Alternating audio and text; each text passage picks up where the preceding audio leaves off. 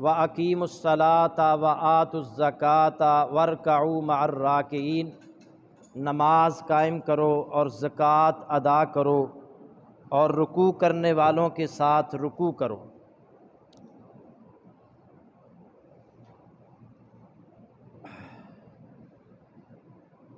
اللہ رب العزت نے اس آیت کریمہ میں نماز کا حکم دینے کے ساتھ ساتھ زکوٰۃ ادا کرنے کا بھی حکم دیا ہے۔ زکوٰۃ کا معنی ہوتا ہے بڑھنا، نشو و نما پانا اور پاکیزہ ہونا۔ زکوٰۃ کو زکوٰۃ اس لیے کہتے ہیں کہ زکوٰۃ دینے سے مال بڑھ جاتا ہے، جیسا کہ اللہ رب العزت نے فرمایا سورۃ البقرہ کی آیت نمبر 276 میں، یمحق اللہ الربا ویربی الصدقات، اللہ تعالیٰ سود کو مٹاتا ہے اور صدقات کو بڑھاتا ہے۔ اسی طرح سورہ سبا کی آیت نمبر 39 میں اللہ رب العزت نے فرمایا وما انفقتم من شیء فہو یخلفہ، جو کچھ تم خرچ کرو اللہ اس کی جگہ تمہیں اور دے دیتا ہے۔ یعنی اللہ کی راہ میں جو تم صدقات، خیرات یا کوئی بھی اللہ کی راہ میں خرچ کرو گے اللہ اس کے بدلے میں تمہیں اور دے دیتا ہے۔ اسی طرح حدیث میں بھی آتا ہے، صحیح مسلم میں حدیث ہے، نبی صلی اللہ علیہ وسلم نے فرمایا ما ناقصت صدقۃ من مال، صدقہ کسی مال کو کم نہیں کرتا، یعنی زکوٰۃ دینے سے مال کم نہیں ہوگا۔ زکوٰۃ کا معنی ہی ہے بڑھنا، نشو و نما پانا۔ زکوٰۃ دینے سے مال بڑھے گا، صدقہ کرنے سے مال کم نہیں ہوتا۔ محدثین نے، علماء کرام نے اس کے 3 معنی بیان کیے۔ پہلا یہ کہ اللہ تعالیٰ صدقہ کرنے والے شخص کے مال میں برکت کر دیتا ہے۔ جب وہ صدقہ کرتا ہے، زکوٰۃ دیتا ہے تو اسے اللہ تعالیٰ آفات سے محفوظ رکھتا ہے، حادثات سے محفوظ رکھتا ہے۔ اس کا جو تھوڑا مال ہوتا ہے اسے زیادہ فائدہ پہنچاتا ہے، اس سے اس کی زیادہ ضروریات پوری ہو جاتی ہیں، بہت ساری مصیبتوں، بیماریوں سے وہ بچ جاتا ہے۔ اگر وہ صدقہ نہ دے، زکوٰۃ نہ دے، اللہ کی راہ میں خرچ نہ کرے، کوئی حادثہ ہو سکتا ہے، گاڑی تباہ ہو سکتی ہے، وہ ہارٹ اٹیک اس کو ہو سکتا ہے جس پر ہزاروں روپیہ، لاکھوں روپیہ خرچ ہو سکتا ہے۔ دوسرا اس کا معنی محدثین نے کیا ہے کہ صدقے سے انسان کو اللہ تعالیٰ اتنا ثواب عطا کر دیتا ہے، وہ ثواب اس کے مال کی کمی کو پورا کر دیتا ہے۔ یعنی جو مال اللہ کی راہ میں خرچ کرنے سے 10 گنا اجر مل گیا، 70 گنا مل گیا، یا اس سے بھی بڑھ کر بے حد و حساب ثواب ملا، اس ثواب سے اس ثواب نے اس کے مال کی کمی کو پورا کر دیا۔ اور تیسرا اس کا مفہوم یہ ہے، اللہ تعالیٰ کی راہ میں زکوٰۃ دینے سے، صدقہ خیرات کرنے سے اللہ تعالیٰ اس مال کی جگہ انسان کو اور مال عطا کر دیتا ہے۔ اور یہ بات تجربات سے ثابت شدہ ہے۔ میں ایک رپورٹ پڑھ رہا تھا، ایک آدمی نے پوری دنیا میں 10 امیر ترین افراد کے بارے میں سروے کیا کہ ان کی دولت بڑھنے کی وجوہات کیا ہیں۔ اس نے اپنی رپورٹ میں لکھا کہ میں یہ سمجھتا ہوں کہ ان کی دولت بڑھنے کی سب سے بڑی وجہ یہ ہے کہ یہ فلاحی کاموں میں غریبوں، مسکینوں پر خرچ کرتے ہیں، یا فلاحی کاموں میں خرچ کرتے ہیں تو اللہ اس کے بدلے میں ان کو اور عطا کر دیتا ہے۔ اچھا، یہ اللہ یہ نہیں دیکھتا کہ یہ مسلمان ہے، یہ کافر ہے، جو بھی فلاحی کاموں میں غریبوں، مسکینوں پر خرچ کرے گا اللہ تعالیٰ اسے دنیا میں اور زیادہ عطا کر دے گا۔ اور زکوٰۃ کا ایک معنی پاک کرنا بھی ہے۔ زکوٰۃ جو ہے یہ مال کو پاک کر دیتی ہے۔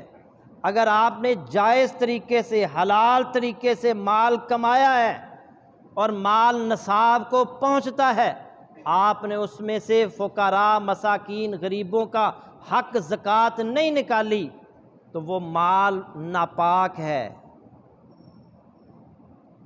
جائز طریقے سے کمایا ہوا مال بھی اگر اس سے زکوٰۃ نہیں دی جائے گی تو وہ ناپاک ہے، اس کو پاک کرنے کے لیے اللہ کی راہ میں زکوٰۃ ادا کرنی ہے۔ اللہ نے فرمایا خذ من اموالہم صدقۃ تطہرہم وتزکیہم بہا، سورہ توبہ کی آیت نمبر 103۔ آپ ان کے مالوں سے صدقہ لیں، تطہرہم وتزکیہم بہا، جس کے ذریعے آپ انہیں گناہوں سے پاک کر دیں اور انہیں صاف کر دیں۔ زکوٰۃ کی ادائیگی سے بقیہ مال پاک صاف ہو جاتا ہے، اور عدم ادائیگی سے اس میں غرباء کا، فقراء کا، مساکین کا حق شامل رہتا ہے، جس کی وجہ سے بقیہ مال ناپاک ہو جاتا ہے۔ زکوٰۃ کی اہمیت اور اس کے فوائد کے حوالے سے چند ایک باتیں سنیں۔ نبی صلی اللہ علیہ وسلم نے فرمایا، عبداللہ بن عمر اس حدیث کے راوی ہیں، اسلام کی بنیاد 5 چیزوں پر رکھی گئی ہے۔ بنی الاسلام علی 5، شہادت اللہ الہ الا اللہ وان محمدا عبدہ ورسولہ واقام الصلاۃ وایتاء الزکاۃ وصوم رمضان والحج، متفق علیہ حدیث ہے بخاری مسلم کی۔ اسلام کی بنیاد 5 چیزوں پر رکھی گئی ہے۔ اس بات کی شہادت دینا کہ اللہ کے سوا کوئی عبادت کے لائق نہیں اور محمد صلی اللہ علیہ وسلم اس کے بندے اور اس کے رسول ہیں، یہ پہلی بنیاد ہے۔ دوسری بنیاد وَإِقَامِ الصَّلَاةِ، نماز قائم کرنا، وَإِيتَاءِ الزَّکَاۃ، تیسری بنیاد زکوٰۃ ادا کرنا، وَصَوْمِ رمضان، چوتھی بنیاد رمضان المبارک کے روزے رکھنا، والحج، اور 5ویں بنیاد حج ادا کرنا۔ زکوٰۃ جو ہے یہ اللہ تعالیٰ کی رحمت حاصل کرنے کا ایک ذریعہ ہے۔ سورہ الاعراف کی آیت نمبر 165 میں اللہ نے فرمایا وَرَحْمَتِی وَاسِعَتْ كُلَّ شَيْءٍ، میری رحمت تو ہر چیز کو گھیرے ہوئے ہے، فَسَأَكْتُبُهَا لِلَّذِينَ يَتَّقُونَ وَيُؤْتُونَ الزَّكَاةَ، پس میں اپنی رحمت ان لوگوں کے نام لکھ دوں گا جو گناہ اور شرک سے بچے رہتے ہیں اور زکوٰۃ ادا کرتے ہیں۔ یعنی اللہ کی رحمت حاصل کرنے کا ذریعہ زکوٰۃ بھی ہے۔ آپ اللہ کی رحمت حاصل کرنا چاہتے ہیں، اگر آپ صاحب نصاب ہیں تو زکوٰۃ ادا کیجیے۔ سیدنا ابو بکر صدیق رضی اللہ تعالی عنہ جب خلیفہ بنے تو کچھ لوگوں نے زکوٰۃ دینے سے انکار کر دیا۔ سیدنا ابو بکر صدیق رضی اللہ تعالی عنہ نے ان کے بارے میں سخت موقف اپنایا اور فرمایا کہ جو رسول اللہ کے زمانے میں ایک اونٹ کی رسی دیتا تھا نا زکوٰۃ میں، اونٹ کی رسی، وہ بھی اگر زکوٰۃ نہیں دے گا تو میں اس سے لڑائی کروں گا، میں اس سے جہاد کروں گا۔ بخاری شریف میں ہے ان کے الفاظ، واللہ لأقاتلن من فرق بین الصلاۃ والزکاۃ، اللہ کی قسم میں اس سے لڑائی کروں گا، میں اس سے قتال کروں گا جو نماز اور جہاد میں فرق کرے۔ شروع میں سیدنا عمر فاروق اور اس طرح کے جلیل القدر صحابہ کہنے لگے آپ نرمی کا مظاہرہ کریں، فرمایا نہیں، جو زکوٰۃ نہیں دے گا میں اس سے قتال کروں گا، میں اس سے لڑائی کروں گا۔ اور بعد میں تمام کے تمام صحابہ حضرت ابو بکر صدیق رضی اللہ تعالی عنہ کے ساتھی بن گئے، ان کے موقف کو اپنا لیا۔ قرآن مجید میں اللہ رب العزت نے زکوٰۃ ادا کرنے کا حکم 82 مرتبہ دیا ہے، 82 مرتبہ، 82 مرتبہ۔ اس سے آپ اس کی اہمیت کا اندازہ لگا سکتے ہیں۔ سیدنا ابو ایوب انصاری رضی اللہ تعالی عنہ روایت کرتے ہیں، ایک شخص رسول اللہ صلی اللہ علیہ وسلم کے پاس آیا اور کہنے لگا اخبرنی بعمل یدخلنی الجنہ، مجھے ایسا عمل بتائیے جسے کرنے سے میں جنت میں چلا جاؤں۔ تو آپ نے فرمایا تعبد اللہ ولا تشرک بہ شیئا، اللہ کی عبادت کرتے رہو اور اس کے ساتھ کسی کو شریک نہ ٹھہراؤ۔ وتقیم الصلاۃ المکتوبہ، فرض نماز پابندی سے ادا کرتے رہو۔ وتؤتی الزکوٰۃ وتصل الرحم، زکوٰۃ ادا کرتے رہو اور صلہ رحمی کرتے رہو۔ متفق علیہ حدیث ہے، یعنی زکوٰۃ ادا کرنا یہ عمل جنت میں لے جانے والا عمل۔ اسی طرح ابو ہریرہ رضی اللہ تعالیٰ عنہ بیان کرتے ہیں، ایک دیہاتی نبی صلی اللہ علیہ وسلم کی خدمت میں حاضر ہوا اور کہنے لگا اللہ کے نبی مجھے ایسا عمل بتائیے اگر میں اس پر ہمیشگی کروں تو اللہ مجھے جنت میں داخل کر دے۔ آپ اسے بھی یہی فرماتے ہیں اللہ کی عبادت کر، اس کے ساتھ کسی کو شریک نہ ٹھہرا، فرضی نماز ادا کر، فرضی زکوٰۃ ادا کر، رمضان کے روزے رکھ۔ پھر آپ نے فرمایا، اس نے پوچھا اللہ کے نبی اور؟ آپ نے فرمایا بس یہی۔ اس نے کہا والذی نفسی بیدہ لا ازید ھذا، اس ذات کی قسم جس کے ہاتھ میں میری جان ہے، ان کے علاوہ میں اور کچھ نہیں کروں گا۔ وہ دیہاتی کہنے لگا میں بس یہی کروں گا، صرف اللہ کی عبادت کروں گا، اللہ کے ساتھ کسی کو شریک نہیں ٹھہراؤں گا، صرف فرضی نماز ادا کروں گا، صرف فرضی زکوٰۃ ادا کروں گا، صرف فرضی روزے رکھوں گا۔ اللہ کے نبی صلی اللہ علیہ وسلم نے فرمایا ٹھیک ہے۔ وہ پیٹھ موڑ کر جانے لگا تو اللہ کے نبی صلی اللہ علیہ وسلم نے فرمایا من سرہ ان ینظر الی رجل من اہل الجنہ فلینظر ھذا، اگر کوئی شخص ایسے شخص کو دیکھنا چاہتا ہے جو جنت والوں میں سے ہے تو اس شخص کو دیکھ، یہ جنتی شخص ہے۔ اس میں سے ایک یہ بخاری کی حدیث ہے، اس نے کہا میں فرضی زکوٰۃ ادا کروں گا، تو زکوٰۃ ادا کرنے والا شخص اس کے لیے جنت ہے۔ اور زکوٰۃ جو ہے یہ مال کی حفاظت کا باعث ہے۔ الترغیب والترہیب میں حدیث ہے نبی صلی اللہ علیہ وسلم کی، حضرت حسن رضی اللہ تعالیٰ عنہ راوی ہیں، حسنوا اموالکم بالزکوٰۃ، زکوٰۃ کے ذریعے اپنے مال محفوظ کرو۔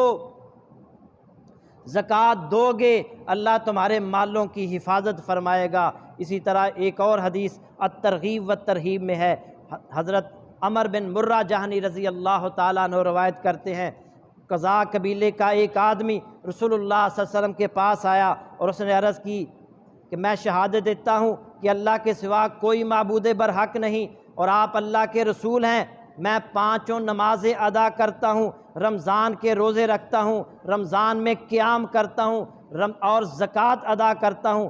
اللہ کے نبی صلی اللہ علیہ وسلم نے یہ سن کر فرمایا من مات علی ھذا کان من الصدیقین والشہداء، جو شخص اس عمل پر فوت ہوا وہ صدیقین اور شہداء کے ساتھ ہو۔ زکوٰۃ دینے والا اللہ اسے صدیقین اور شہداء کا ساتھ نصیب کرے گا۔ اور زکوٰۃ ادا کرنا اس سے یہ گناہوں کا کفارہ ہے۔ حضرت معاذ بن جبل رضی اللہ تعالی عنہ راوی ہیں، رسول اللہ صلی اللہ علیہ وسلم نے فرمایا والصدقۃ تطفئ الخطیئہ، صدقہ گناہ کو اس طرح مٹا دیتا ہے کما یطفئ الماء النار، جیسے پانی آگ کو مٹا دیتا ہے۔ صدقہ گناہوں کو مٹا دیتا ہے۔ ترمذی میں یہ حدیث ہے۔ اسی طرح سیدنا انس رضی اللہ تعالی عنہ راوی ہیں، رسول اللہ صلی اللہ علیہ وسلم نے فرمایا بِإِنَّ الصَّدَقَةَ لَتُطْفِئُ غَضَبَ الرَّبِّ، بلا شبہ صدقہ پروردگار کا غضب ختم کر دیتا ہے۔ رب کا غضب، رب کا غصہ ختم کرنا چاہتے ہیں تو صدقہ کیا کریں، اللہ کی راہ میں زکوٰۃ دیا کریں، صدقات و خیرات کیا کریں۔ اسی طرح مسند احمد میں حدیث ہے، نبی صلی اللہ علیہ وسلم نے فرمایا قیامت والے دن مومن پر جس دن کوئی سایہ نہیں ہوگا اس کا صدقہ اس پر سایہ کرے گا۔ اور جو زکوٰۃ نہیں دیتے والذین یکنزون الذھب والفضة، جو لوگ سونا چاندی کا خزانہ رکھتے ہیں ولا ینفقونھا فی سبیل اللہ، اور اللہ کی راہ میں خرچ نہیں کرتے، فبشرھم بعذاب علیم، انہیں دردناک عذاب کی خوشخبری دے دیجیے۔ یوم یحمیٰ علیہا فی نار جہنم فتقوا بہا جباہہم و جنوبہم و ظہورہم، جس دن اس خزانے کو، سونے اور چاندی کو دوزخ کی آگ میں تپایا جائے گا، پھر اس سے ان کی پیشانیوں اور ان کے پہلوؤں اور ان کی پیٹھوں کو داغا جائے گا اور کہا جائے گا ھذا ما کنزتم لانفسکم فذوقوا ما کنتم تکنزون، یہ ہے جسے تم نے اپنے لیے خزانہ بنا کر رکھا تھا، اب اپنے ان خزانوں کا مزہ چکھو۔ یعنی وہ سونا اور چاندی جو انسان جمع کر کے رکھتا ہے، اللہ اسے جہنم کی آگ میں تپا کر اس کی پیشانی پر لگائیں گے، اس کے پہلو پر لگائیں گے، اس کی پیٹھ پر لگائیں گے۔ اور اسی طرح سیدنا ابو ہریرہ رضی اللہ تعالی عنہ بیان کرتے ہیں، رسول اللہ صلی اللہ علیہ وسلم نے فرمایا من آتاہ اللہ مالا فلم یؤدی زکاتہ،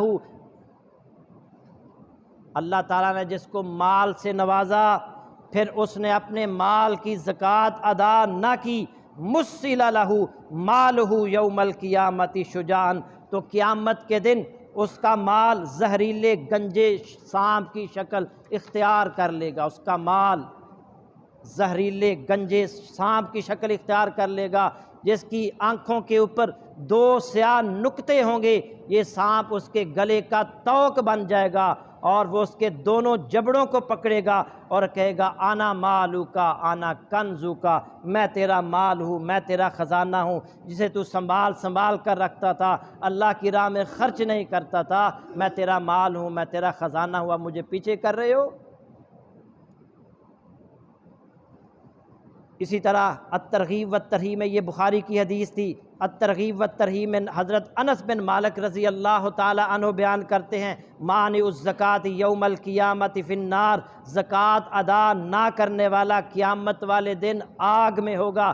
سیدنا ابو ہریرہ رضی اللہ تعالی عنہ بیان کرتے ہیں رسول اللہ صلی اللہ علیہ وسلم نے فرمایا اگر کوئی سونے اور چاندی کا مالک ہو، اس کا حق ادا نہ کرے، یعنی اس کی زکوٰۃ ادا نہ کرے، قیامت کے والے دن اس کے لیے آگ سے سونے اور چاندی کے تختے بنائے جائیں گے، وہ سونے اور چاندی جو ہے وہ آگ میں اس کو تپایا جائے گا اور پھر وہ سونے اور چاندی کو آگ میں تپا کر اس کی پیشانی پر، اس کے پہلو پر اور اس کی پیٹھ پر داغا جائے گا، اور جب وہ دوبارہ ٹھنڈے ہو جائیں گے پھر انہیں گرم کیا جائے گا، اور یہ قیامت کے دن 50,000 سال تک اسے یہ عذاب دیا جاتا رہے گا۔ 50,000 سال کے بعد اگر اللہ تعالیٰ چاہے گا تو اسے جنت میں داخل کر دے گا، اگر اللہ تعالیٰ چاہے گا تو اسے مزید اور سزا دے گا۔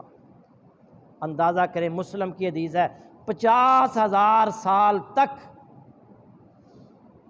اسے یہ سزا ملتی رہے گی، اللہ تعالیٰ محفوظ فرمائے۔ اب آتے ہیں جن چیزوں پر زکوٰۃ فرض ہے، سونا 7.5 تولے سونا، اس سے کم پر زکوٰۃ نہیں ہے، 7.5 تولے سونا یا اس سے زیادہ ہو۔ اسی طرح چاندی 52.5 تولے چاندی، اس سے کم ہو تو زکوٰۃ نہیں، اس سے زیادہ اتنی ہو یا اس سے زیادہ ہو تو پھر زکوٰۃ دینی ہے۔ اسی طرح نقدی رقم جو ہے آپ کے گھر میں پڑی ہے اور وہ چاندی 52.5 تولے چاندی کی قیمت کے برابر 1 سال تک پڑی رہے اور سونا اور چاندی 1 سال تک پڑا رہے تو پھر اس پر 2.5% کے حساب سے زکوٰۃ ادا کریں۔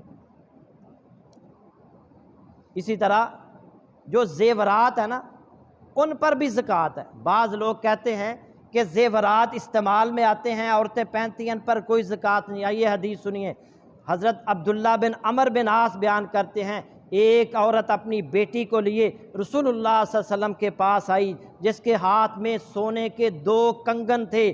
آپ نے پوچھا کیا تم ان کی زکوٰۃ دیتی ہو؟ اس نے کہا نہیں۔ اللہ کے نبی صلی اللہ علیہ وسلم نے فرمایا کیا تمہیں یہ پسند ہے کہ قیامت کے دن اللہ تعالیٰ تمہیں ان دونوں کے بدلے میں آگ کے کنگن پہنائے؟ وہ اس نے فوراً وہ سونے کے کنگن اتارے اور زمین پر پھینک دیے اور کہنے لگی یہ اللہ اور اس کے رسول کے لیے، فوراً اس نے اتار۔ اس سے پتہ چلا کہ جو زیورات عورتیں پہنتی ہیں اگر وہ نصاب کو پہنچتے ہیں تو ان کی بھی زکوٰۃ ادا کرنی۔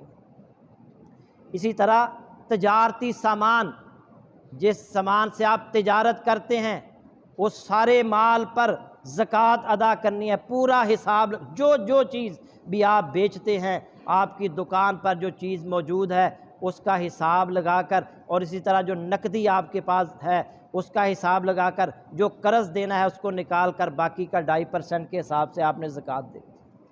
तजारती सामान पर भी ज़कात है। बाज़ लोग ये करते हैं कि नकदी अपने पास नहीं रखते, प्लाट ले लेते हैं। अगर आपके पास घर नहीं है, घर के लिए प्लाट लिया है, उस पर ज़कात नहीं है, लेकिन आप प्लाट लेकर आगे बेच देते हैं, कारोबार करते हैं, तो फिर आपके जितने भी प्लाट हैं उनका हिसाब लगाकर उनकी ज़कात अदा करनी। इसी तरह जो ऊँट हैं, गाय है, भैंस है, भेड़ बकरियां हैं, इन पर भी ज़कात है। और ज़कात देने की किन को है? इन्नमस सदकातु लिल फुक़रा वल मसाकीन वल आमिलीना अलैहा वल मुअल्लफ़ति कुलूबुहुम व फिर रिकाब वल गारिमीना व फ़ी सबीलिल्लाह वब्निस सबील फ़रीज़तम मिनल्लाह। सूरह तौबा की आयत नंबर 60। सदकात, ये जो ज़कात है, फ़ुक़रा का हक़ है, मसाकीन का हक़ है, वल आमिलीना अलैहा। हमारे यहाँ ना ज़कात देते वक़्त, सदकात व खैरात देते वक़्त हम तहकीक नहीं करते, हम जो भी घर में आ गया उसको दे दिया। और बाज़ औक़ात एक ही बंदे के घर में कई राशन पहुंच जाते हैं। ऐसा ना किया करें, तहकीक करें। अपने रिश्तेदारों में सबसे पहले देखें, रिश्तेदारों में जो गरीब रिश्तेदार हैं उनका पहला हक़ बनता है। अपने महल्ले में देखें, अपने नमाजी भाइयों में देखें, और कभी पूछ लिया करें, भाई तुम कहाँ रहते हो, मकान अपना है, घर अपना है या किराए का है, तुम्हारी तनख्वाह कितनी है, बच्चे तुम्हारे कितने हैं, कभी तक पूछ लिया करें। और फिर अंदाज़ा लगाएं कि यार इसकी 20-25 हज़ार तनख्वाह है, 10,000 मकान का किराया चला जाता है, बाकी इसके बच्चे भी हैं, पढ़ते भी हैं, ये कैसे अखराजात पूरे करता होगा। चुप करके आप उसकी मदद करें, ज़कात की रकम से मदद करें, वैसे मदद करें उसकी। और हम उन लोगों को देते हैं जो ज़्यादातर मांगते हैं, एक दिन में हज़ारों रुपया बना लेते हैं, एक दिन में। एक बता रहा था, फ़कीर बता रहा था, फ़कीर कि जदों दा इमरान खान आया ना, जदों दा इमरान खान आया उदों दा साडा भी मंदा है। कहन लगा जी, जदों पहलियां हुकूमतां सन ना, मैं नाश्ते तक 5,000 फड़ लैंदा सी, नाश्ते तक 5,000, ते हुण मसां 2,000 हुंदा। 2,000 नाश्ते तक 2,000।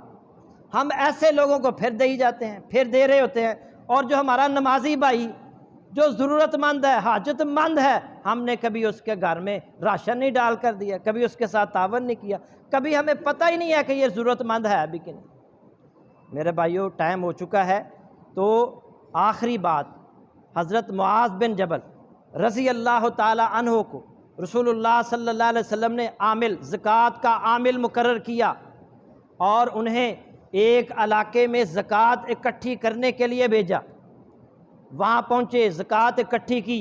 किसी ने बताया कि फ़लाँ जगह पर एक ही मुसलमान रहता है, फ़लाँ इलाके के अंदर, उसके पास भी जाएं, उससे भी ज़कात लेकर आएँ। सैयदना मुआज़ बिन जबल रज़ी अल्लाह ताला अन्हु वहाँ पहुँचते हैं, उसे जाकर कहते हैं कि मैं अल्लाह के रसूल का नुमाइंदा हूँ, मैं ज़कात लेने के लिए आया हूँ। वो खुश आमदीद कहता है ये मेरा रेवड़ है, आप इसमें से जितनी ज़कात बनती है निकाल लें। सैयदना मुआज़ बिन जबल रज़ी अल्लाह ताला अन्हु रेवड़ में देखते हैं और हिसाब लगाते हैं।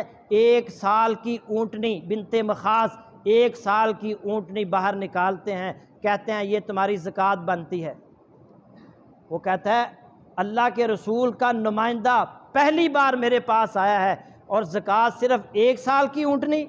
ये ऊँटनी तो ना बार बरदारी के काम आ सकती है, ना सवारी के काम आ सकती है, ना बोझ उठा सकती है, मैं ये नहीं दूंगा। वो अपने रेवड़ में जाता है, बेहतरीन 3 साल का जवान ऊँट बाहर निकाल कर लेकर आता है, अपने रेवड़ में से सबसे बेहतरीन ऊँट, कहता है ये ज़कात ले जाओ। वो कहते हैं कि नहीं, मैं जुल्म नहीं करूँगा, अल्लाह के नबी सल्लल्लाहु अलैहि वसल्लम ने मुझे ये हुक्म दिया है कि किसी पर जुल्म नहीं करना। वो कहता है मैं अपनी आज़ाद मर्ज़ी से दे रहा हूँ, आप ये ले जाएं, क्योंकि 1 साल की ऊँटनी किसी काम नहीं आएगी। وہ کہتے ہیں نہیں میں یہ اب جو زکوٰۃ بنتی ہے یہی لے کر جاؤں گا۔ وہ کہنے لگا نہیں آپ یہ اونٹ لے کر جائیں۔ بہرحال بحث و تکرار لمبی ہو گئی۔ وہ کہنے لگا ہاں میں 3 سال کا اونٹ لے لیتا ہوں، آپ 1 سال کی اونٹنی لے لے اور چلتے ہیں رسول اللہ صلی اللہ علیہ وسلم کے پاس، ان سے فیصلہ کروا لیتے ہیں۔ رسول اللہ صلی اللہ علیہ وسلم کے پاس پہنچتے ہیں اور انہیں جا کر سارا ماجرا سناتے ہیں۔ اللہ کے نبی صلی اللہ علیہ وسلم فرماتے ہیں اے معاذ اگر یہ اپنی آزاد مرضی سے، تمہارا کوئی جو ہے نا دباؤ نہیں ہے اس پر، اپنی آزاد مرضی سے زیادہ زکوٰۃ دینا چاہتا ہے تو تم لو اس سے۔ چنانچہ وہ اس نے 3 سال کا بہترین اونٹ اللہ کے نبی صلی اللہ علیہ وسلم کو دیا اور واپس آ گیا۔ کچھ عرصے کے بعد حضرت معاذ بن جبل رضی اللہ تعالیٰ عنہ کو دوبارہ رسول اللہ صلی اللہ علیہ وسلم نے وہاں بھیجا زکوٰۃ لینے کے لیے۔ وہ پھر اس آدمی کے پاس جاتے ہیں اور کہتے ہیں کہ اللہ کے نبی نے مجھے دوبارہ بھیجا ہے زکوٰۃ لینے کے لیے۔ وہ پھر کہتا ہے ریوڑ دیکھ لو، اس میں سے جو زکوٰۃ بنتی ہے وہ لے لو۔ حضرت معاذ بن جبل رضی اللہ تعالیٰ عنہ اس کے ریوڑ کو دیکھتے ہیں، حساب لگا کر باہر آتے ہیں اور 30 اونٹ اور 3 سال کے جوان اونٹ باہر نکال کر کہتے ہیں یہ تمہاری زکوٰۃ بنتی ہے۔ اللہ رب العزت نے اس کے مال میں اتنی برکت دی، اس نے اللہ کی راہ میں 1 سال کی اونٹنی زکوٰۃ بنتی تھی، اس نے جو ہے وہ 3 سال کا بہترین اونٹ اللہ کی راہ میں دیا، اپنی زکوٰۃ سے بڑھا کر زکوٰۃ ادا کی۔ اللہ نے اس کے مال میں اتنی برکت دے دی کہ اس کے اگلی دفعہ جب زکوٰۃ لینے کے لیے گئے تو 30 اونٹ اس کی زکوٰۃ بنی۔ اور پتہ ہے 50 اونٹ ہو نا، 50 اونٹ جوان تو 1 اونٹ زکوٰۃ بنتی ہے۔ اندازہ کریں 30 اونٹ اس کی زکوٰۃ بنی تو کتنے اس کے پاس اللہ نے اس کو اونٹ عطا کر دی۔ تو اللہ کی راہ میں جب خرچ کریں گے ما نقص صدقۃ من مال، صدقہ مال کو کم نہیں کرتا۔ اللہ کی راہ میں جو 1 روپیہ بھی آپ دیں گے اللہ رب العزت اس کو دنیا میں بھی لوٹائے گا، ثواب بھی عطا کرے گا۔ اللہ سے دعا ہے کہ اللہ تعالیٰ عمل کی توفیق عطا فرمائے۔ وآخر دعوانا الحمد للہ رب العالمین۔